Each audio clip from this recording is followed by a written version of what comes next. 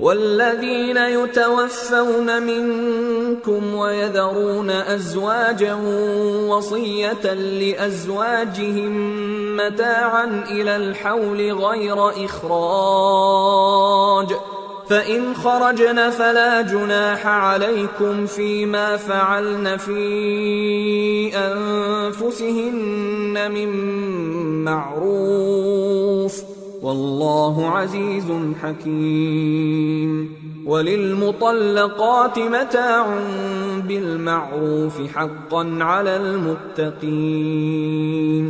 كذلك يبين الله لكم آياته لعلكم تعقلون۔ اور جو لوگ تم میں سے مر جائیں اور عورتیں چھوڑ جائیں وہ اپنی عورتوں کے حق میں وصیت کر جائیں کہ ان کو 1 سال تک خرچ دیا جائے اور گھر سے نہ نکالی جائیں۔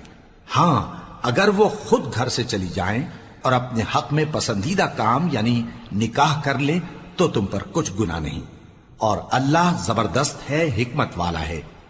اور مطلقہ عورتوں کو بھی دستور کے مطابق نان و نفقہ دینا چاہیے، پرہیزگاروں پر یہ بھی حق ہے۔ اسی طرح اللہ اپنے احکام تمہارے لیے بیان فرماتا ہے تاکہ تم سمجھو۔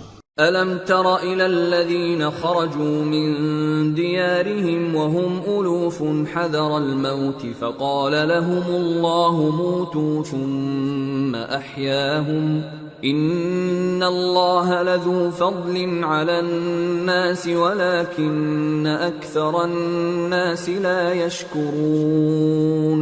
بھلا تم نے ان لوگوں کو نہیں دیکھا جو شمار میں ہزاروں ہی تھے اور موت کے ڈر سے اپنے گھروں سے نکل بھاگے تھے، تو اللہ نے ان کو حکم دیا کہ مر جاؤ، پھر ان کو زندہ بھی کر دیا۔ کچھ شک نہیں کہ اللہ لوگوں پر مہربانی رکھتا ہے، لیکن اکثر لوگ شکر نہیں کرتے۔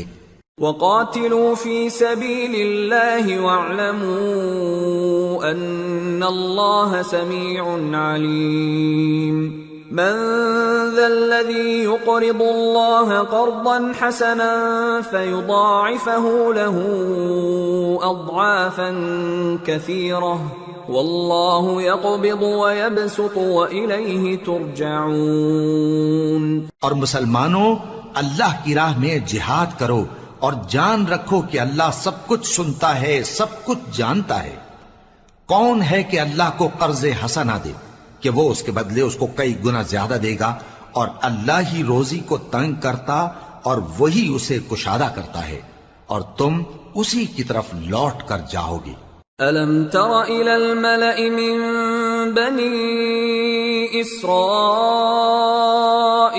مِن بَعْدِ مُوسَى إِذْ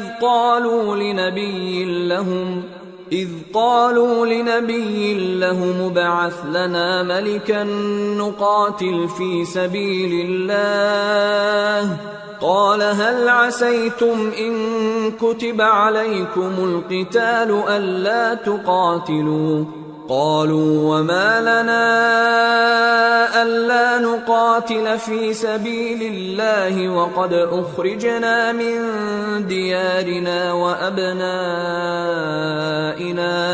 فلما كتب عليهم القتال تولوا إلا قليلا منهم والله عليم بالظالمين۔ بھلا تم نے بنی اسرائیل کی ایک جماعت کو نہیں دیکھا جس نے موسیٰ کے بعد اپنے پیغمبر سے کہا کہ آپ ہمارے لیے ایک بادشاہ مقرر کر دیں تاکہ ہم اللہ کی راہ میں جہاد کریں؟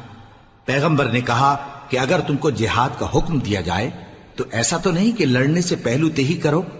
وہ کہنے لگے کہ ہم اللہ کی راہ میں کیوں نہ لڑیں گے جبکہ ہم وطن سے خارج اور بال بچوں سے جدا کر دیے گئے۔ پھر جب ان کو جہاد کا حکم دیا گیا تو چند اشخاص کے سوا سب پھر گئے، اور اللہ ظالموں سے خوب واقف ہے۔